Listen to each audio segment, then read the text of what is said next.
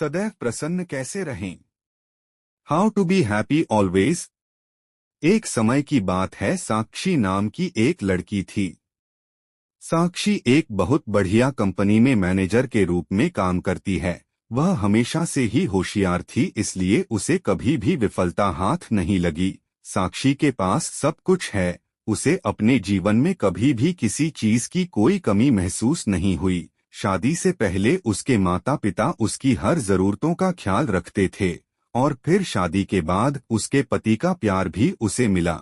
लेकिन फिर भी क्या कमी थी कि साक्षी अब भी खुश नहीं थी।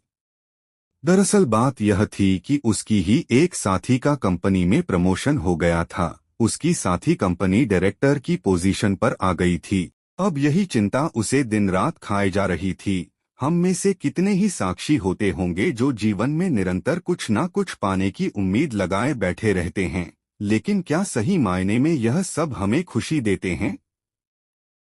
जरा सोचकर कर देखें। खुशी और प्रसन्नता में अंतर। साक्षी के इस उदाहरण से हम समझ सकते हैं कि किसी भी चीज का कोई अंत नहीं होता। हम एक चीज पाने की खुशी मनाते हैं तो अगले ही पल हम दूसरी अन्य चीज को पाने के प्रयास में जुट जाते हैं। हम सोचते हैं कि संसार की सभी प्रकार की वस्तुओं को प्राप्त करके ही हम खुश रह सकते हैं, लेकिन ऐसा बिल्कुल भी नहीं है। हम इन चीजों को पाकर खुशियां तो प्राप्त कर लेते हैं, लेकिन क्या हमें प्रसन्नता की प्राप्ति होती है? खुशी एक ऐसी भावना है जो कि क्षणभंगुर है। उदाहरण के लिए मानो आज हम सोचते हैं कि आज हम एक शानदार कार लेंगे, तो दूसरी ही पल कार पाने के बाद हम सोचते हैं कि काश अब हम बंगला भी खरीद लें तो हमारी खुशियां दोगुनी हो जाएगी, और खुशी की लालसा हर दिन बढ़ती ही जाती है। तो वहीं दूसरी और प्रसन्नता खुशी से थोड़ी से अलग है। प्रसन्नता का भाव गोते नहीं खाता, बल्कि वह एक समान ही रहता है। प्रसन्न व्यक्ति हर घड़ी में संतुष्ट रहते हैं, उनको सांसारिक चीजों की लालसा नहीं होती। वह संसार की हर एक चीज में सुख देखते हैं। ऐसे लोग सदैव ही खुश रहते हैं। सदैव प्रसन्न कैसे रहें?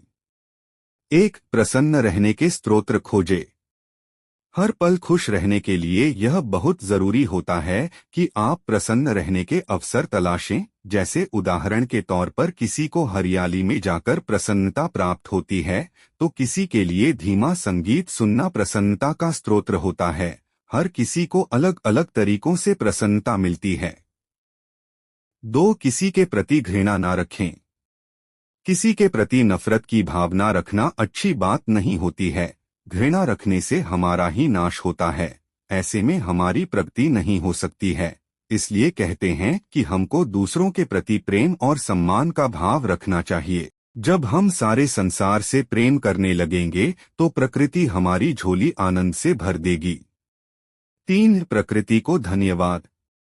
आप आज स्वस्थ जागे हो और सही से सांस ले रहे हो तो इसका सारा श्रेय जाता है प्रकृति को। प्रकृति ने हमें बहुत कुछ दिया है। आज समस्त संसार प्रकृति के भरोसे ही चल रहा है, इसलिए हमें हर दिन प्रकृति को धन्यवाद देना चाहिए। ऐसा करने पर हम हर पल प्रसन्न रहते हैं। चार, सदैव मुस्कुराना अच्छी बात है। आपने अक्सर यह देखा होगा कि जब हम एक उदास व्यक्ति के पास बैठते हैं तो हमारा भी मूड उदासीन हो जाता है।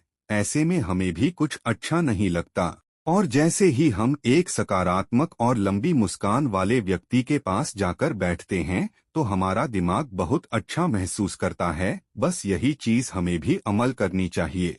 हमें हर पल मुस्कान बिखेरनी चाहिए। पांच, किसी भी चीज के लिए पछतावा कभी भी ना रखें। जो जीवन में पुरानी बीती चीजों के लिए पछतावा रखता है वह कभी भी आगे नहीं बढ़ पाता है। ऐसा इंसान अतीत के पिंजरे में बंद हो जाता है। आपने यह चीज हासिल नहीं की, आपने वो चीज हासिल नहीं की, आप किन किन चीजों के लिए ताउम्र पछतावा करते रहोगे। यह सब आपका सुख और चैन छीन लेंगे। इसलिए अगर प्रसन्नता चाहिए तो पछतावे को त्याग दो। 6, दूसरों से तुलना करना छोड़कर देखिए। हमेशा इस बात का ख्याल रखें कि दूसरों से तुलना कभी भी अच्छी नहीं होती है। दूसरों से तुलना करके हम अपने शरीर को ही कष्ट पहुंचाते हैं। हम बंगले में रह रहे इंसान को देखकर खुद की झोपड़ी को तुच्छ नहीं समझ सकते हैं। दूसरों से तुलना करना हमारे मन के सुख और चैन को छीनता है। 7. हमेशा मदद के लिए तत्पर रहें।